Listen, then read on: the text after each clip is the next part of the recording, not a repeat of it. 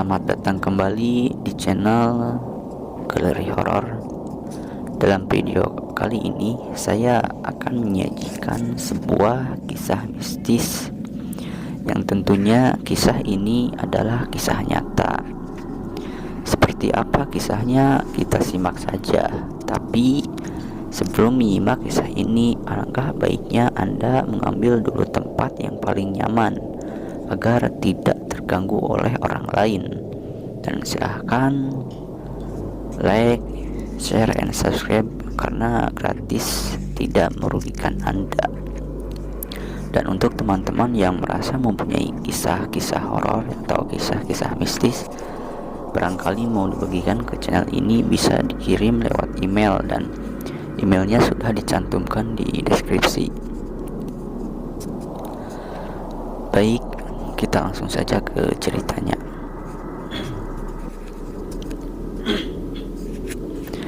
Kisah pilu para TKI kini tengah menjadi sorotan tajam dari berbagai kalangan.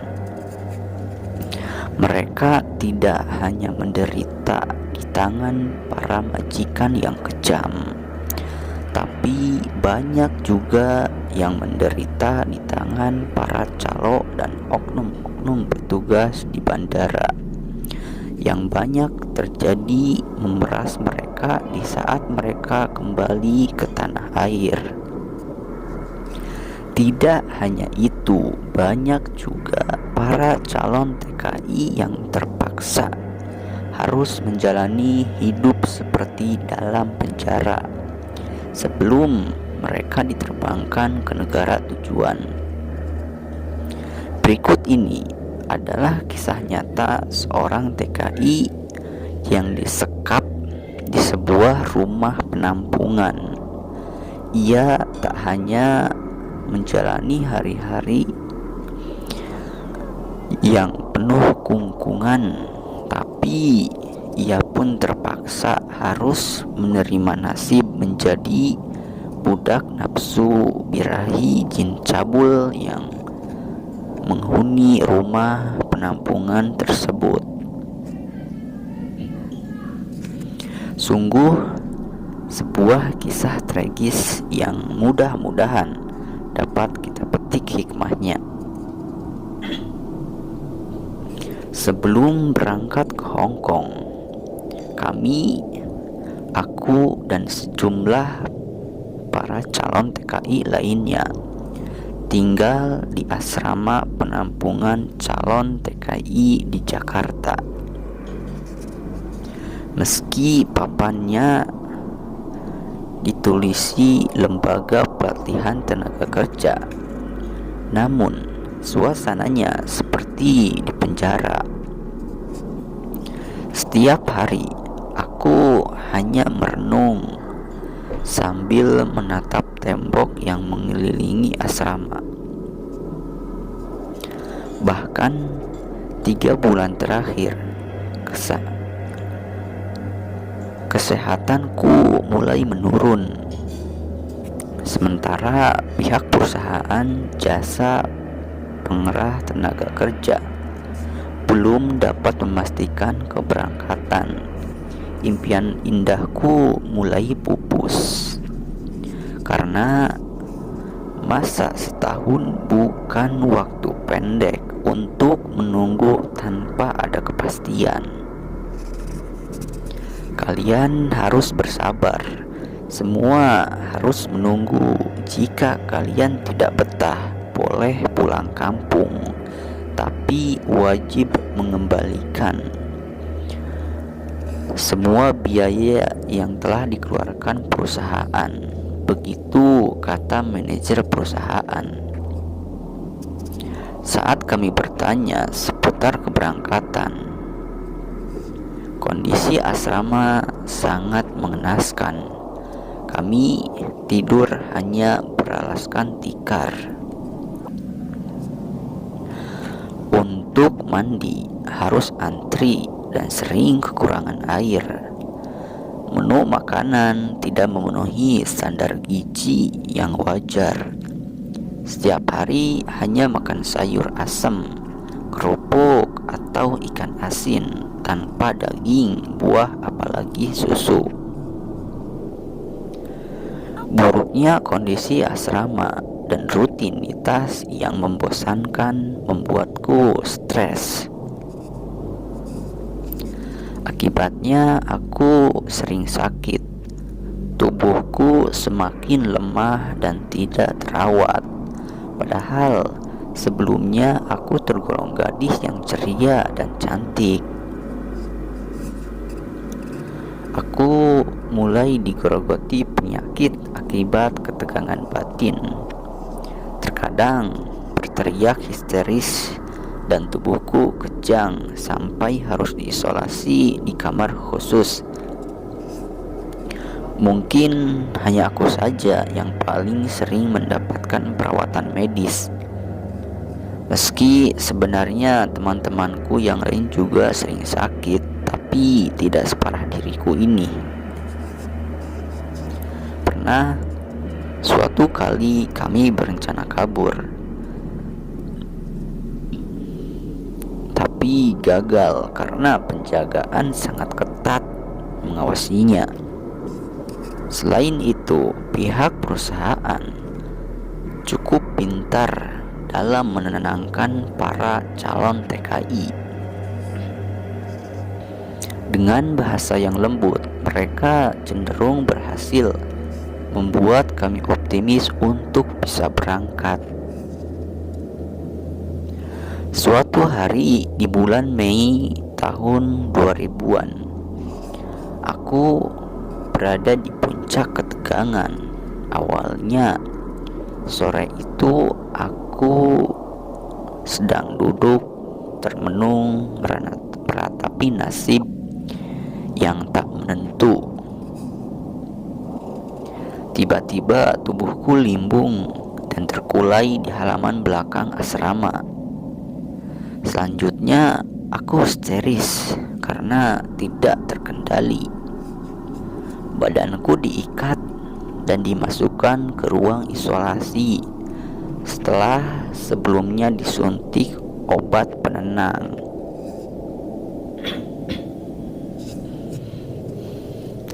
Semalaman aku berteriak seperti orang gila sambil meronta ingin melepaskan tali yang membelenggu.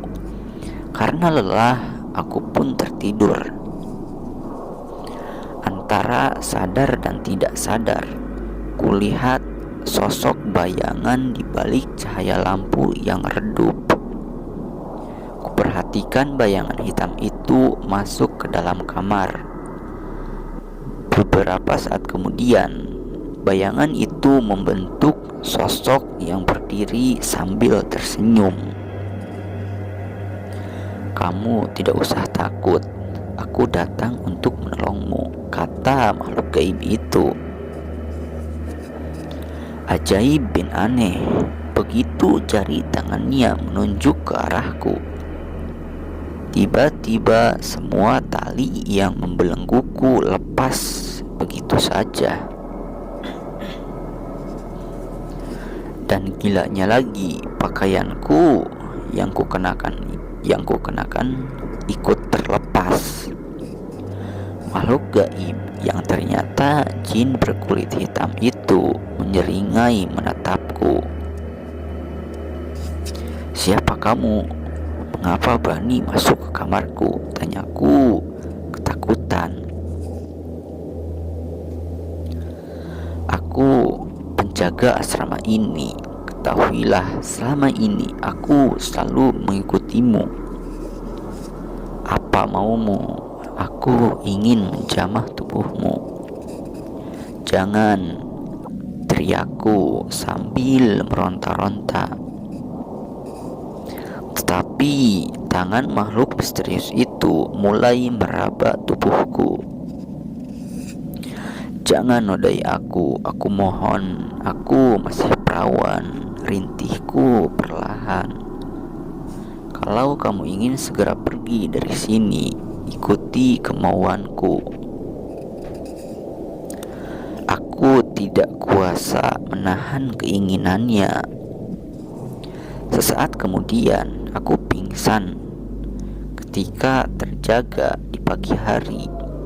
Kuperhatikan seluruh tubuhku.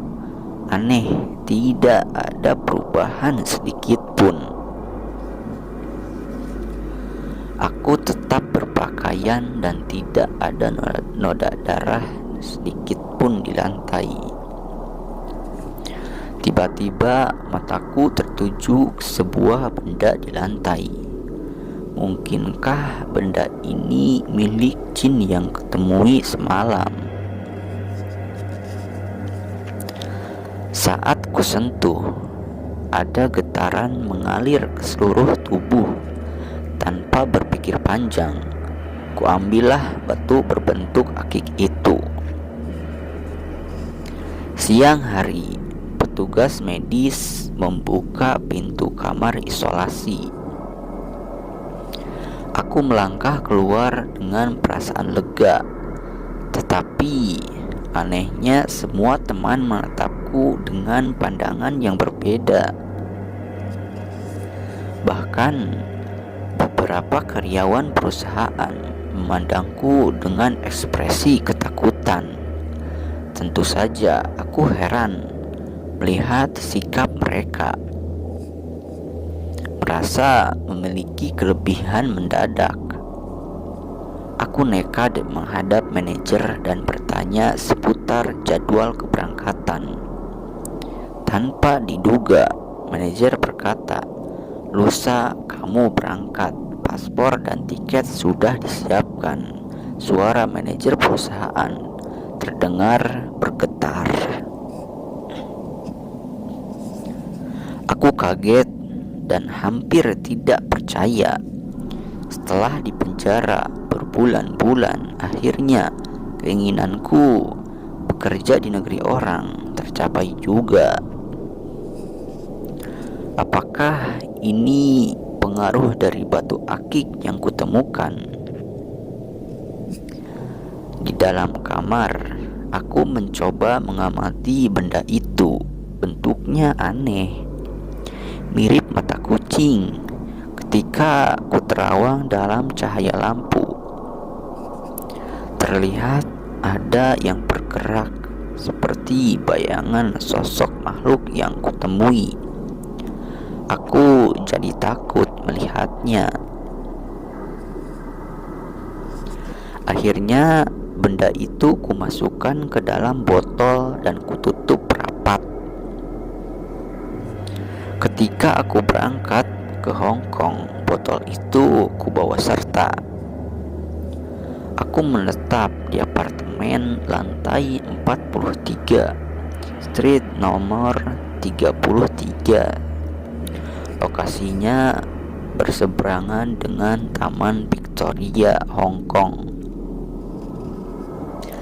Di taman yang indah itu, aku sering mengajak dua putri majikan yang masih balita berjalan-jalan sambil bertemu teman-teman sesama TKI. Majikanku sangat baik. Ia berasal dari daerah Nangkring.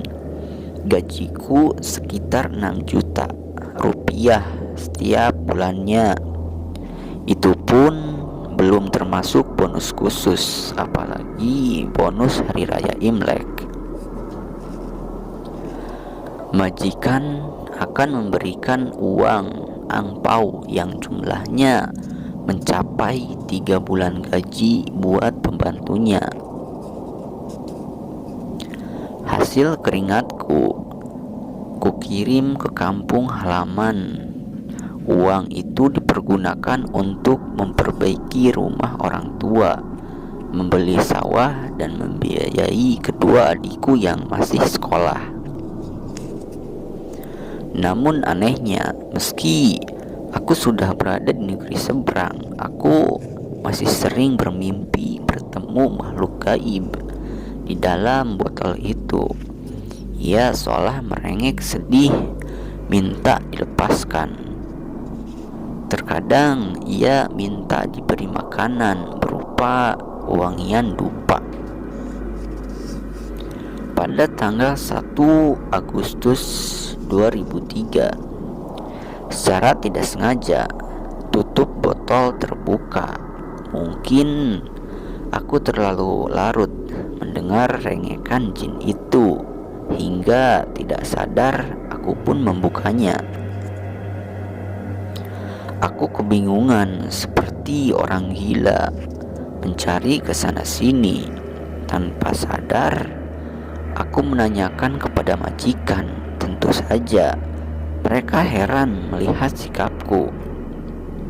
Akhirnya kuceritakan semua mengenai botol yang berisikan jin yang kubawa serta merantau ini. Majikanku tercengang mendengarnya. Beruntung mereka memahami sikapku. Namun aku mulai merasakan perbedaan sikap majikanku. Mereka tampak acuh terhadapku. Meski tidak bersikap kasar, namun aku merasa gelisah juga melihat sikapnya yang tidak seramah sebelumnya. Apakah ada hubungannya dengan jin itu? Apakah jin itu mengganggu keluarga majikanku? Pikirku. Sejumlah pertanyaan berkecamuk dalam benakku. Pertanyaan itu terjawab saat suatu malam majikanku mengundang seorang biksu untuk mengadakan ritual khusus menurut tradisi Cina.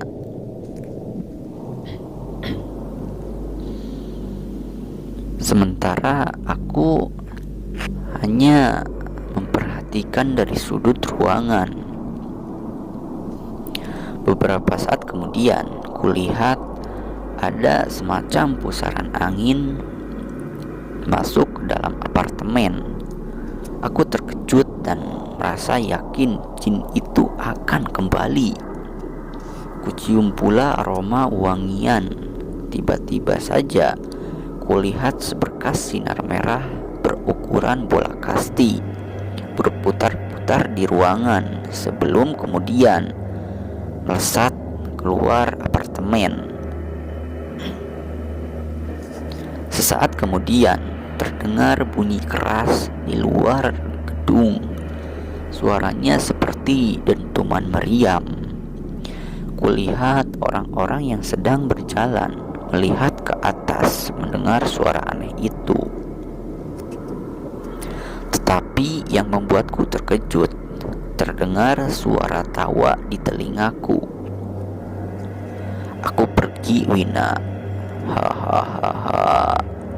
Hanya sekilas suara itu kudengar. Kuceritakan kepada pendeta dan majikanku. Mereka hanya menatapku. Makhluk itu sudah pergi ke asalnya, kata pendeta beberapa waktu kemudian. Kontrak kerjaku pun habis. Sebenarnya aku masih betah bekerja, tetapi majikanku tidak mau memperpanjang kontrak. Saat berpamitan, majikanku mengatakan sangat senang dengan pekerjaanku yang dinilainya baik sekali. Sikapku yang ramah juga dinilai cocok dengan putranya, menurut majikanku. Putranya itu sangat sedih harus berpisah denganku. Akhirnya aku kembali ke tanah air. Hingga kini ada yang mengatakan bahwa jin itu telah membantuku pergi ke Hong Kong.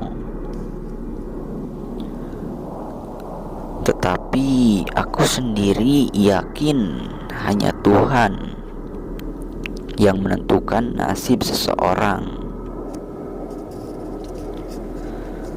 Kurang lebih Ceritanya seperti ini, dan untuk teman-teman yang mempunyai kisah-kisah horor, kisah mistis, bisa dibagikan ke channel ini lewat email yang sudah tertera di deskripsi. Dan silahkan subscribe dulu karena tidak merugikan Anda dan juga gratis. Dan jangan lupa nyalakan lonceng agar tidak ketinggalan untuk video-video terbarunya, sehingga saya pun lebih bersemangat lagi untuk menguploadnya. Apabila ada perkataan yang kurang enak didengar, mohon maaf sekali untuk dimaafkan. Dan saya mohon doa dan dukungannya dari teman-teman agar channel ini bisa makin maju terus. Segitu dari saya. Assalamualaikum warahmatullahi wabarakatuh.